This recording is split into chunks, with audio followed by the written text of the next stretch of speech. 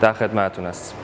علت‌های به وجود اومدن ارور E8 میتونه خرابی برد باشه، میتونه خرابی کل درخت سیم باشه، قطعی درخت سیم و یا استاتور و یا خود قطعه هال سنسور باشه که روش تست تک تک این قطعات رو دونه دونه با هم بررسی میکنیم. ابتدا در مورد درخت سیم صحبت میکنیم. درخت سیم های جدیدمون یه فیلتر استوانه‌ای اینجا داره و یه هسته فریت اینجا. این هسته فریت توی مدل های قدیمیمون نزدیک خود هال سنسور هستش که اگر ما مشاهده کردیم محصولی ارور E8 میده، مخصوصا تو اکته های LED نارنجی و دیدیم یه همچین درخت سیم روی محصوله، ابتدا به ساکن درخت سیممون رو تعویض میکنیم و از این درخت سیم ها استفاده میکنیم. محل قرارگیری فیلتر نویزگیرم در سمت چپ محصول هست. برای تست درخت سیم حتما باید محصول رو از برق خارج کنیم. ابتدا همون سوکتی که سمت موتور قرار رفته رو که دارای سرشت سیم با دنباریک در میاریم. این سرشت سیم هست به رنگ صورتی، بنفش و آبی. اینو میخوایم با مولتیمتر تستش کنیم.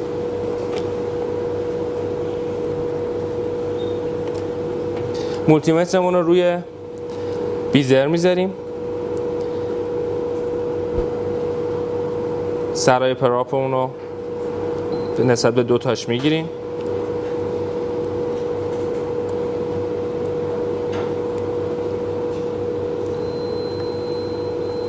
تو این حالت اوهمی که به ما نشون میده تقریبا 9.2 اوهم هستش و بیزر راه میده. بنفشه رو ثابت نگه میداریم، با آبی تست میکنیم. اینم 9.2 داره به ما نشون میده. میتونیم بنفش هم برداریم و به جاش صورتی بذاریم، با صورتی یعنی آبی و صورتی رو با هم دیگه بگیریم که تقریبا همون اوهم رو به ما نشون خواهد داد.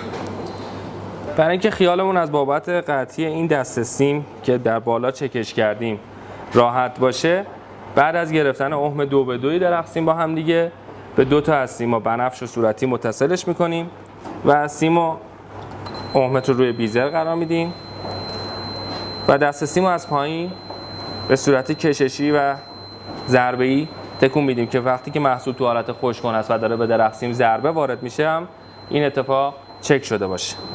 در صورتی که اوم تغییری نکرد یا صدای بیزر قطع نشد، میتونیم بگیم که این 2 تا سیممون سالمه. بنفش و صورتی رو با هم دیگه الان چک کردیم. حالا بنفش و آبی رو چک میکنیم که ببینیم از پایین قطعی دارد یا ندارد. برمیگردیم میایم پایین روی خود هال سنسورمون یا سرای سر استاتورمون. دوباره سیما رو تکون میدیم.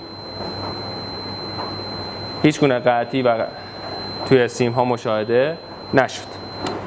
پس خیالمون از بابت این 3 تا دسته این 3 رشته سیم راحت شد. میرسیم به 4 رشته سیم بعدی که سیم های نازکی هستند و دقیقاً مربوط به خود هال سنسور هستند. اون 3 تا سیم پیشی که رفته بود داخل هال سنسور وصل شده بود به سرهای سیم پیچ های استاتور، ولی این دقیقاً میخوره به خود هال سنسور.